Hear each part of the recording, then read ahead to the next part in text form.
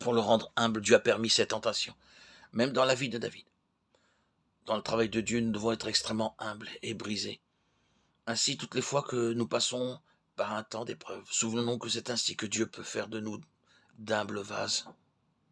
Dans 2 Samuel 11, David devint meurtrier parce qu'il n'avait pas obéi à la parole de Dieu et fait son devoir.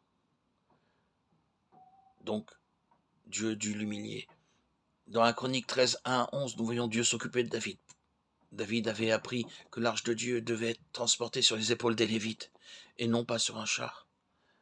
Là encore, dans sa sagesse humaine, David ignora l'ordre divin. Les Philistins avaient renvoyé l'arche de Dieu sur un char neuf et David commença par imiter les Philistins, ce qui enflamma la colère de Dieu. Tout Israël vint avec une grande ferveur, chantant et dansant au son des harpes, pour amener l'arche dans la cité de David. Mais toute la procédure employée était contraire à la volonté de Dieu. David pensait qu'une très grande possession et un défilé militaire plairaient à Dieu. Mais ils ignorèrent complètement le plan révélé de Dieu. L'arche devait être portée par les Lévites. Elle devait être transportée sur leurs épaules.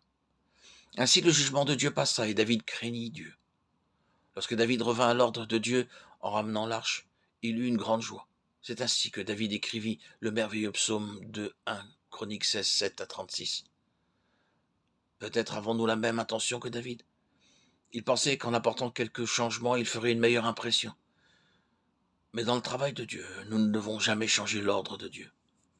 Tout ce qui a été révélé dans la Bible doit être accompli pour chaque période, par chaque ouvrier et chaque assemblée.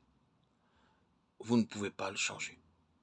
Lorsque vous êtes tenté et que vous faites quelques changements, il y a toujours une perte. Après que David fut revenu dans la voie de Dieu, Dieu lui donna le modèle et le plan pour le temple. Il fit cela en 2 occasions distinctes, mais seulement après qu'il fut délivré de sa sagesse humaine. Nous pensons que nous vivons dans un autre temps, mais je peux voir clairement par la parole de Dieu que si nous ne suivons pas le modèle céleste de nos jours, nous ne pourrons pas voir Dieu venir dans sa pleine gloire.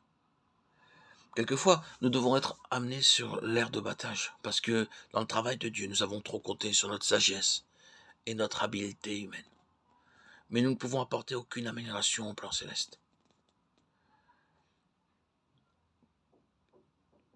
Pour assurer la gloire de Dieu, il nous faut nous remettre à Dieu et à Dieu seulement.